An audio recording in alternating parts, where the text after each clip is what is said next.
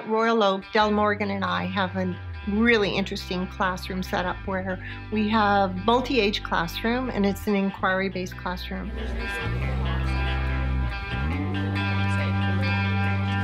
Some of the things as principal that I noticed when I walked down there is complete engagement of all of the students. You know, a typical day you'd walk down to that multi-age inquiry-based classroom and you'd see a group of 6 kids lying on the ground looking up at the aquarium taking notes. Then you might see a few other kids hovered around an iPad having a conversation about some piece of research they're doing, and a few other kids in the corner and maybe they're working on their own, writing something down, some other kids at some computers. So what you see is students making choices about what they learn, students having the ability to pursue things that interest them while still making sure that they're connected to the grade 6 or 7 curriculum. Students being engaged, challenged at whatever level they're at. So if a grade 6 student is interested in something that a grade 7 student is, that's fine. The grade 7 student just may have different outcomes or different ways of showing their learning. So this multi-age inquiry-based classroom, to me, the biggest thing is to see the difference among the students and their engagement. When they're in a single grade, they're more apt to compare themselves to each other, compare grades, to compare their successes and their challenges. In our multi-age classrooms, what we do is embrace diversity. The more diverse the classroom is, the better. The kids have the opportunity to share each other's strengths, their passions, their interests, their skills.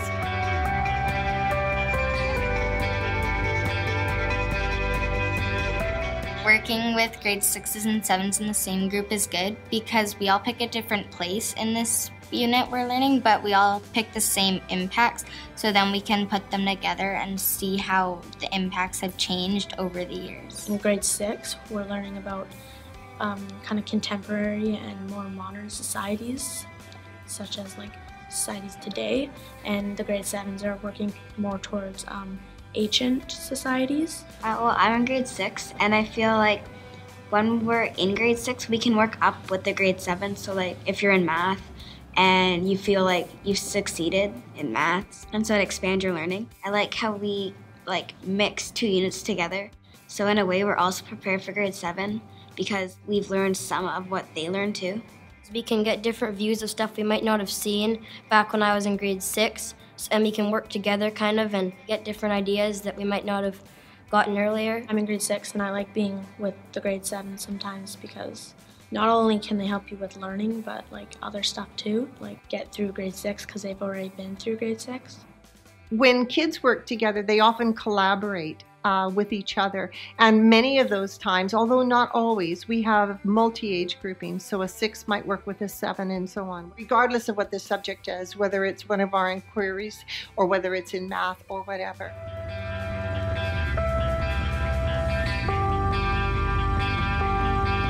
Our classroom is infused with technology. We've been able to get 30 iPads for use in the classroom. It isn't that we couldn't use an inquiry-based approach to learning without iPads. It's just that it is 99% better. So all the technology in our classroom, well, it allows us to do more in the way of learning and to expand like our knowledge, because like learning out of a textbook, sometimes it's just learning curriculum, and when you're going beyond curriculum, a lot of people have more fun with that. Also, you only have 4 computers in your classroom, so a lot of kids don't have enough chance to work by themselves or with partners. You have to work in like groups. So this, you'll be able to do your full capability. And if you have like a question, you can just go onto the iPads and find answers to like all of our inquiries and projects, and also just little questions we have while we're doing other things in the classroom. I'm just writing down some of my notes I took about the Aztecs' food onto this area right here, so I can post it on a blog so that I can communicate with some of my group members and the teacher. I think it's kind of cool because some of my other group members can kind of learn from some of my stuff, and I can get some ideas from them. And then I don't need to hand it in on a certain date. The teacher can just keep reading it as it goes along, and she'll just keep getting updates and stuff about it. I enjoy using IXL because it's more than just working out of a textbook. It's working online and it corrects you in a way, like rather than just saying like you got it wrong? I like going on our school library because when we're doing a project like our society inquiry, they give us websites that we aren't able to access at home for free, and it has a lot of information. I really like using the Safari app because it can have all the answers to our questions as well as like giving us facts and stuff for notes and stuff towards our projects. I like using Inspiration a lot. Inspiration is basically where you make like a web, and we've used it for our power inquiry, which was learning all about power over people, what kind of power, such as poverty and war. So we would make webs on Inspiration, and we read books on them, and we'd make a little section in our webs for each book and tell about the book and what the power does to the main character. When we are able to come from a student question, an immediate student question, we can immediately go into our iPads and we can find those answers. We can generate questions for our inquiries, and the students can immediately engage in those questions and try to find that information and then apply it. Normally, what we would have done was we would have generated a list of questions, written them on a chart, booked a lab 3 weeks down the road in block 4, and eventually be able to go in and have those questions answered. Once you've lost that immediacy, once you've lost that spur of the moment excitement for learning, once it's gone and you're 3 weeks down the road in a lab, the kids don't care any longer. Well, we did our power inquiry, and we had choice in that.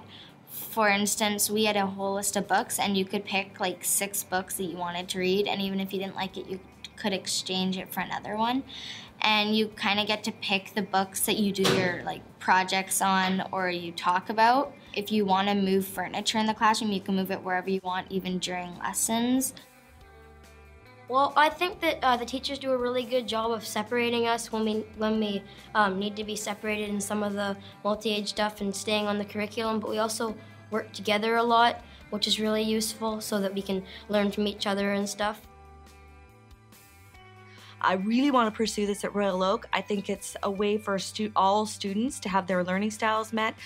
Special needs students are integrated into the classroom. The assistive technologies that they use are being used by all kids, so the technology is really normalized. It's an opportunity for all learners, regardless of what their learning style is, to have a chance to really be an active participant and own their own learning. In terms of sustainability, we would like to add 3 more multi-age inquiry-based learning classes next year. The technology is nice, it's important, but it's not all about the technology. So we have 3 teachers that are currently working with Jean and Dell and learning more about it. So hopefully we'll have 5 next year. The students are each expected to bring their own learning, their interests, their joy, their curiosity to whatever it is that we're pursuing. The 7s are not seen as teachers of the 6, and the 6 are not seen as those people who need to catch up to the 7. Instead, it's 30 individuals, each with their own strengths, their own interests, their own challenges, their own curiosities, and they work together as teams. It's not about what grade you're in, it's about learning.